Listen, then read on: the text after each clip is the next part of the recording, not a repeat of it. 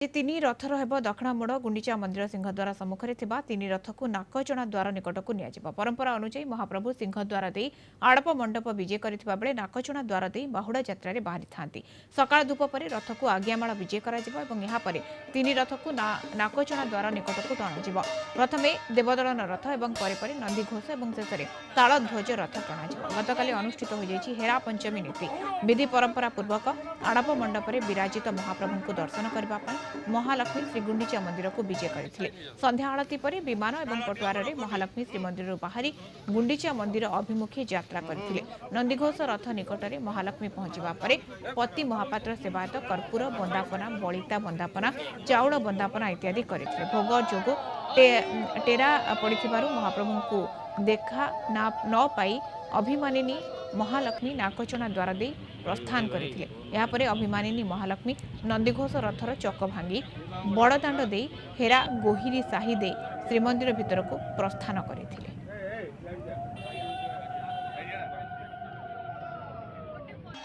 जगन्नाथ महाप्रभुंकर रुक्मिणी हरण एकादशी दिन रुक्मिणी रूपरे महालक्ष्मी रुक्मिणी रूपरे एवं कृष्णचंद्र रूपरे महाप्रभु कृष्णचंद्र रूपरे विवाह उत्थापन होता है।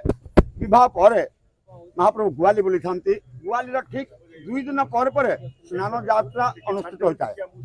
स्नान यात्रार जमती समापन हो जाए महाप्रभु भाई एवं भग्नी की धरी से श्रीगुंडीचा दिन से यात्रा करती जन्म वेदी को तथा गुंडीचा घर को।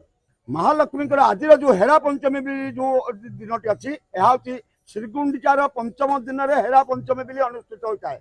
आज तिथि जाऊँगी षष्ठी, आज तिथि पंचमी नुहे षष्ठी तिथि श्रीगुंडीचार पंचम दिन में हेरा पंचमी अनुष्ठित होता है।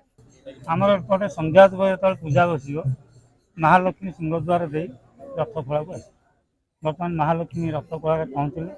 महालक्ष्मी पाखे जहाँ किसी कार्यक्रम विद्यापति द्वारा प्रथम कर्पूर आरती कर बंदापना बलितार बंदापना घोषा विड़िया लगे दहीपटी लगे राजनीति हम समस्त कार्य सरला महालक्ष्मी जयविजय द्वारा पहुँचले। जयविजय द्वारा पाखे पहुँचला विद्यापति महाप्रभु पाखे लगी जो चुंबन अधर हार टी जो सकाଳେ दौली अधर हार टी विद्यापति आनी जो महालक्ष्मी को लगे बर्तमान दरजा बंद हो जाए। महाप्रभु बर्तमान खाई बस महालक्ष्मी बर्तमान यही आनंद बजार से बर्तमान हेरा गुरी से